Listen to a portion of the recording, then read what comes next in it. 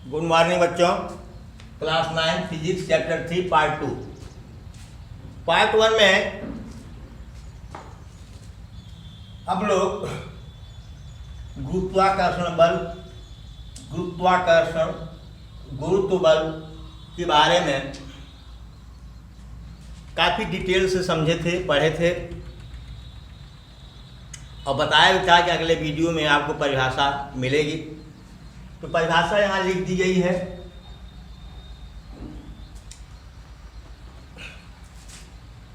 गुरुत्वाकर्षण बल की वह बल जिसके द्वारा ब्रह्मांड में उपस्थित प्रत्येक पिंड दूसरे पिंड को अपने केंद्र की तरफ आकर्षित करता है, गुरुत्वाकर्षण बल कहलाता है। बता दिए थे। गुरुत्वाकर्षण को मैंने घटना बताया था। यह घटना है। कैसी घटना? ब्रह्मांड में प्रत्येक पिंड द्वारा दूसरे पिंड को अपने केंद्र की तरफ आकर्षित करने की घटना को गुरुत्वाकर्षण कहते हैं। बताया गया था बहुत डिटेल में। फिर आता है गुरुत्व बल। गुरुत्व बल को बेटा भार ही कहते हैं। क्या कहते हैं? भार। गुरुत्व बल को भार ही कहते हैं। आगे पढ़ेंगे हम लोग। वह बल जिसके द्वारा पृथ्वी, देखो यहां पृथ्वी शब्द आ गई ना, और गुरुत्वाकर्षण बल में पृथ्वी शब्द नहीं था, लेकिन गुरुत्व बल में पृथ्वी शब्द है। वह बल जिसके द्वारा पृथ्वी किसी पिंड को अपने केंद्र की तरफ आकर्षित करती है, गुरुत्व बल या भार कहते हैं। इसको नोट कर लें प्लीज, वीडियो को रोक करके। अब बच्चों हम देखते हैं गुरुत्वाकर्षण का सार्वत्रिक नियम। हम लोग इसको भी कल पढ़ चुके थे। आज लिखाना था। तो नियम क्या है? न्यूटन के अनुसार, इस नियम को किसने प्रतिपादित किया था? न्यूटन ने।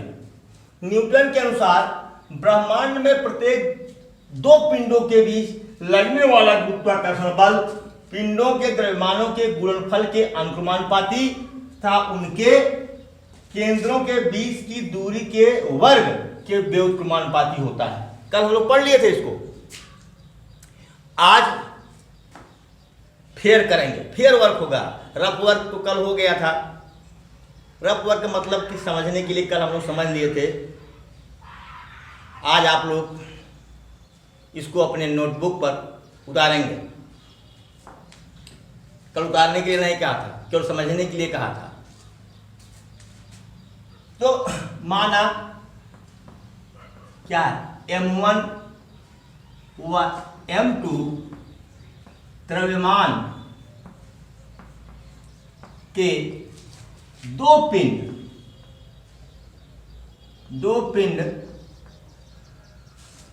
एक दूसरे से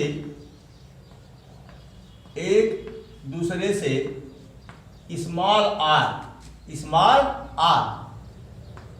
दूरी पर स्थित है। चलो भाई, स्थित है। जो दूरी है इनके केंद्रों से ली जाएगी। मान लीजिए एक पिंड ये है, इसका द्रव्यमान m1 है, और एक पिंड ये है, इसका द्रव्यमान m2। जो इनके केंद्रों के बीच की दूरी है वह कितनी है? r है। ठीक है। तो गुरुत्वाकर्षण बल के सार्वत्रिक नियम से, जो यहां लिखा गया है, जो हम लोग कल पढ़े थे, सार्वत्रिक नियम से क्या होगा? पहला, जो गुरुत्वाकर्षण बल होगा F, गुरुत्वाकर्षण बल F, वह समानुपाती होगा इनके द्रव्यमानों के गुणनफल के। ठीक। दूसरा क्या बताया गया है? न्यूटन के अनुसार ब्रह्मांड में प्रत्येक दो पिंडों के बीच लगने वाला गुरुत्वाकर्षण बल कैपिटल F पिंडों के द्रव्यमानों के गुणनफल के अनुक्रमानुपाती। लिख दिया, द्रव्यमानों के गुणनफल के अनुक्रमानुपाती। तथा उनके बीच की दूरी के वर्ग के व्युत्क्रमानुपाती। ये दूसरा क्या है, व्युत्क्रमानुपाती है, 1/r², बीच की दूरी के वर्ग के व्युत्क्रमानुपाती। अब बताइए जरा, देखें दिख रहा है कि नहीं, दिख रहा है। अब देखिए कथन 1 व 2 से, कथन 1 व 2 से F समानुपाती क्या हो जाएगा, m1 m2/r², m1 m2/r²। ठीक है, ये बराबर कब होगा, जब इसमें किसी नियतांक, कांस्टेंट, नियतांक मतलब नियत अंक, निश्चित अंक का गुणा कर दे। तो बाय प्रैक्टिकल क्या, यह बराबर कैपिटल G m1 m2/r², जहां G क्या है, सार्वत्रिक गुरुत्वाकर्षण नियतांक, सार्वत्रिक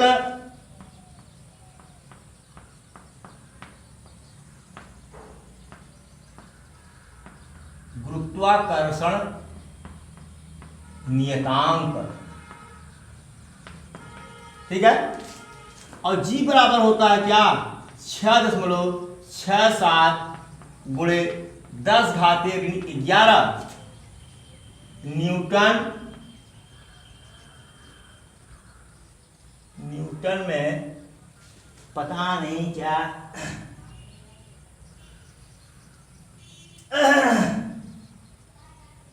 एक सेकंड में जा,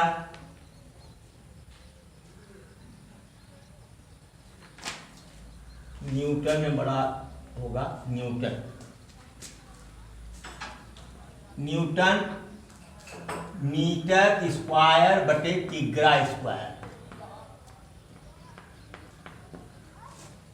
यहां से निकाला गया है।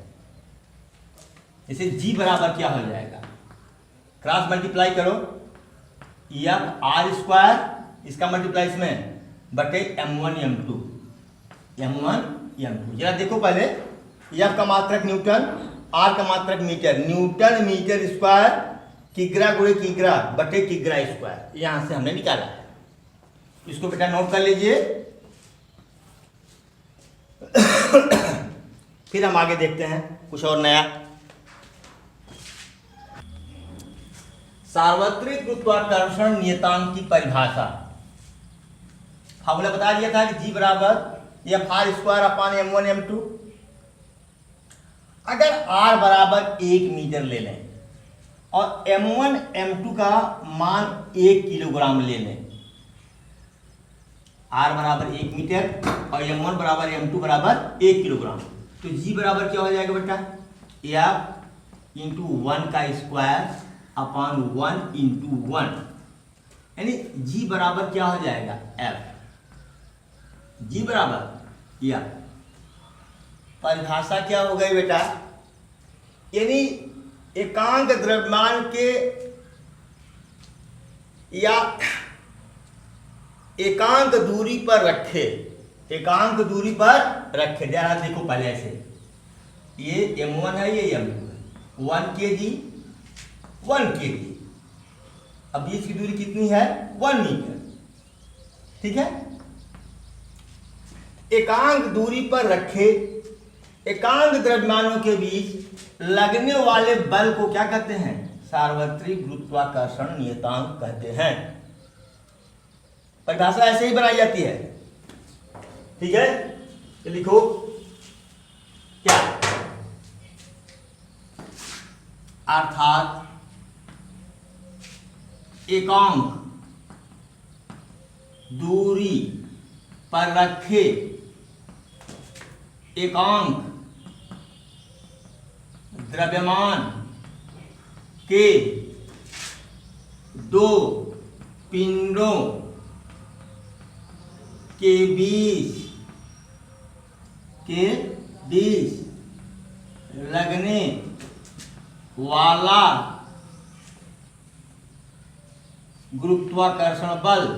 गुरुत्वाकर्षण बल ना को सार्वत्रिक, साल की सुना दे रहा हूं, सार्वत्रिक गुरुत्वाकर्षण, सार्वत्रिक गुरुत्वाकर्षण नियतांक कहते हैं।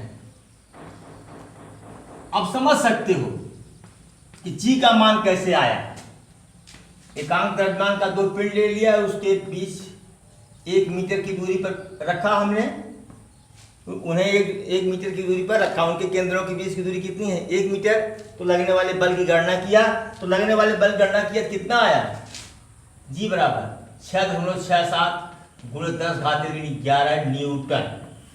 ठीक ना? ऐसा नहीं कांस्टेंट ऐसे ही बना दिया जाता है, कांस्टेंट की गणना की जाती है। कांस्टेंट की क्या होती है? ये गणना की जाती है। तो बेटा ये हो गया, इसको आप नोट कर लें प्लीज।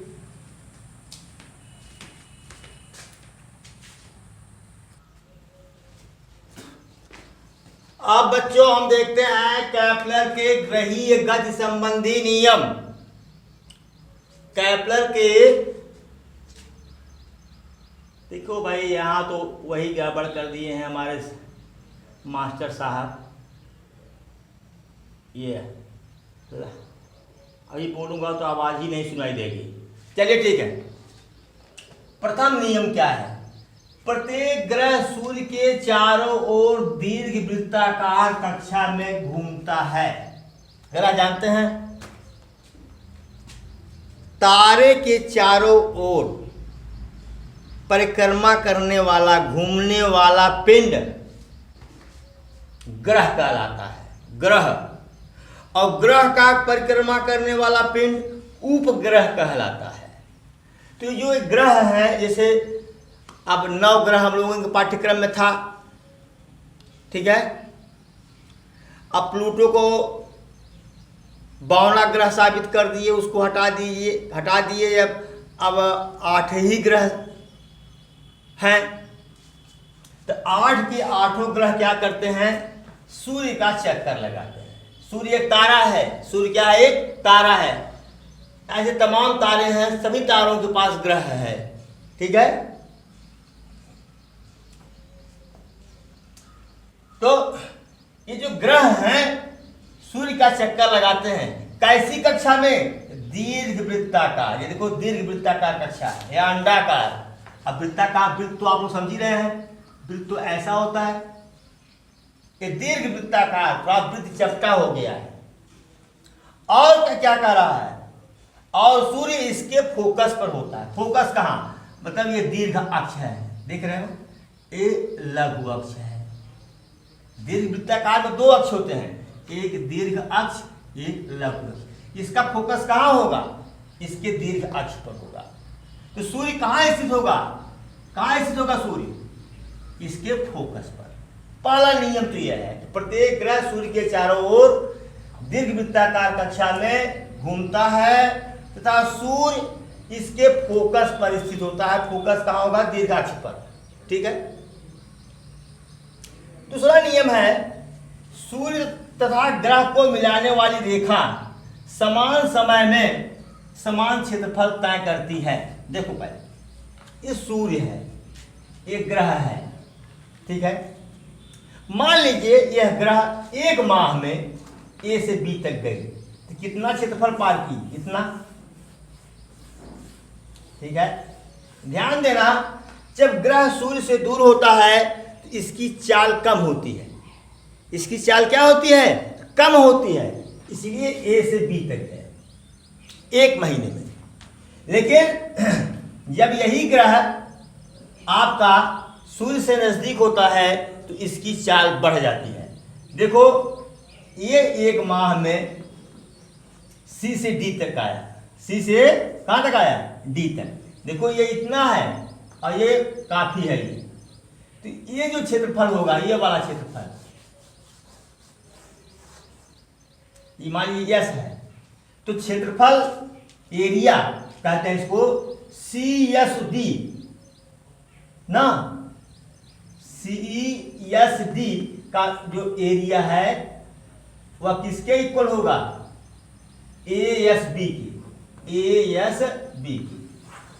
मतलब ये एरिया पूरी, यह क्षेत्रफल बराबर है। ठीक है, दूरी अधिक है, चाल कम है और इस पथ पर कम दूरी तय करेगा। ठीक है, इसीलिए क्षेत्रफल इतना आएगा। ठीक, और यहाँ क्या है, नजदीक आने पर चाल बढ़ जाती है, इसलिए पथ पर इतना दूरी तय करेगा एक माह में। इसीलिए इसका क्षेत्रफल क्या होगा? ये होगा। और ये दोनों क्षेत्रफल आपस में क्या है? बराबर है। आपस में क्या है? बराबर है। ठीक, पहला नियम, ग्रह सूर्य के चारों ओर दीर्घवृत्ताकार कक्षा में घूमता है तथा सूर्य इसके फोकस पर होता है। दूसरा, सूर्य तथा ग्रह को मिलाने वाली रेखा, ठीक है, यही रेखा है, सूर्य और ग्रह को मिलाने वाली यही रेखा है। मान लीजिए ग्रह यहाँ था इस समय ए पर, 1 महीने के बाद यह रेखा कहाँ पहुँच गई? बी पर, मतलब ग्रह कहाँ पहुँच गया? बी पर। ठीक है, ये इतना क्षेत्रफल तय की। ठीक है, ये रेखा इतना क्षेत्रफल काट रही है, तय कर रही है। ठीक, यहाँ ग्रह की चाल क्या है? कम है। मान लीजिए यहाँ पहुंचा तो 1 माह में C से D तक पहुंचा, यानी ये जो सूर्य और ग्रह को मिलाने वाली रेखा है 1 माह में इतना क्षेत्रफल काट करके D पोजीशन पर आई। ठीक है, और ये दोनों क्षेत्रफल क्या है? आपस में बराबर है। इसको नोट कर लें, फिर तीसरा नियम लिखवाते हैं।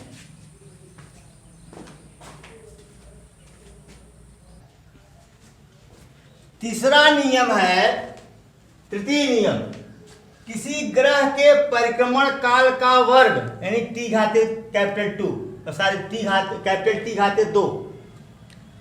किसी ग्रह के परिक्रमण काल का वर्ग, परिक्रमण काल समझते हैं, जितने समय में वह सूर्य का एक चक्कर लगा लेती है। जैसे पृथ्वी है, पृथ्वी का परिक्रमण काल कितना है? 365 दिन 6 घंटा, लगभग 365 दिन 6 घंटा। तो पृथ्वी का परिक्रमण काल कितना हुआ? 365 दिन 6 घंटा। ठीक है, शायद कुछ सेकंड भी है। तो परिक्रमण काल का वर्ग क्या सूर्य से ग्रह की औसत दूरी के घन के अनुमानुपाती होता है। अब आपको इस समझ में नहीं आ रहा होगा कि औसत दूरी का घन क्या है। जैसे देखिए, पहले ये दीर्घवृत्ताकार पथ है, ठीक है, यह है सूर्य, यहाँ फोकस पर स्थित है, यह दूरी ले लिए, ये दूरी ले लिए, ये दूरी ले लिए, ये दूरी ले लिए, ये दूरी ले लिए, कुछ दूरियां ऐसे ऐसे ले लिए। ठीक है, ये दूरी ले लिए, ये दूरी ले लिए, तमाम दूरियों के ले लिए और सबको जोड़ लिए। सबको क्या किए? जोड़ लिए। जोड़ करके जितनी दूरी हमें लिया, इसे यहाँ गिनता हूँ, 1 2 3 4 5 6 7 8 9 10 11 12। तो जितनी दूरी आई उसमें क्या करेंगे? जोड़ करके 12 का भाग दे देंगे। एक एग्जाम्पल बता रहा हूं, इसे 100 दूरी लिए तो 100 का भाग दे दिए। 1000 दूरी नापे, 1000 का भाग दिए। वही क्या है? औसत दूरी। क्या है? औसत दूरी। ठीक है, इसका मतलब क्या हुआ?